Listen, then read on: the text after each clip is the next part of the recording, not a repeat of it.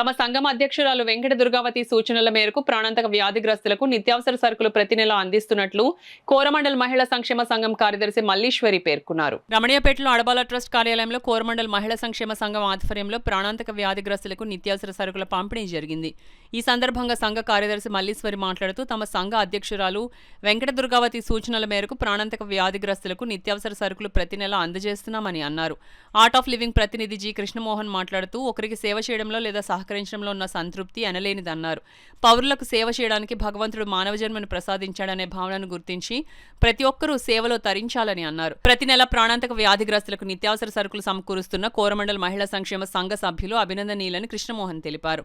ఈ కార్యక్రమంలో సంఘ కోశాధికారి శ్రీదేవి, సభ్యులు లక్ష్మీ సృజన, మోహిని కుమారి, మాజీ సర్పంచ్ అడబాల రత్నప్రసాద్, శిరీష, బుద్ధరాజు సత్యనారాయణరాజు, చింతపల్లి సుబ్బారావు, ప్రసాద్ నాయుడు, రేలంగి బాపిరాజు తదితరులు పాల్గొన్నారు.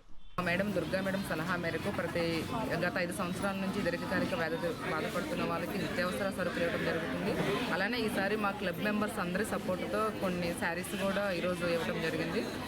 అంటే ఒక 10 మందికి హెల్ప్ చేయాలి అంటే కోరమండల్ లేడీస్ వెల్ఫేర్ అసోసియేషన్ అనేది ఎప్పుడు ముందుంటుందండి. ఇందులో భాగంగా ఈరోజు ఏంటంటే ప్రాణాంతక వ్యాధిగ్రస్తులైన వారికి నిత్యావసర సరుకులు ఇస్తున్నారు. ప్రతి నెల వాళ్ళు ఇక్కడికి రావడం, వాళ్ళ ఖాళీ టైం అనవసరంగా వేస్ట్ చేయకుండా ఆ దుర్గా మేడం గారు ఆ సలహా ప్రకారం మల్లేశ్వరి సెక్రటరీ అండ్ టీం వాళ్ళు ఆ వెల్ఫేర్ అసోసియేషన్ టీం లేడీస్ అందరూ వచ్చి చక్కగా ఎండలు లేదు, వాన లేదు, వర్షం లేదు, ఎలాగైనా సరే ఎన్ని కష్టాలున్నా సరే వాళ్ళు రావడం, వీళ్ళందరికీ లేవడం నిజంగా వాళ్ళని అభినందించాల్సిన విషయం. ఇలాంటి సేవా కార్యక్రమాలు కూడా అందరూ తెలుసుకుని ఇలా చేస్తే ఇంకా బాగుంటుందని మరొకసారి అందరికీ విన్నవించుకుంటూ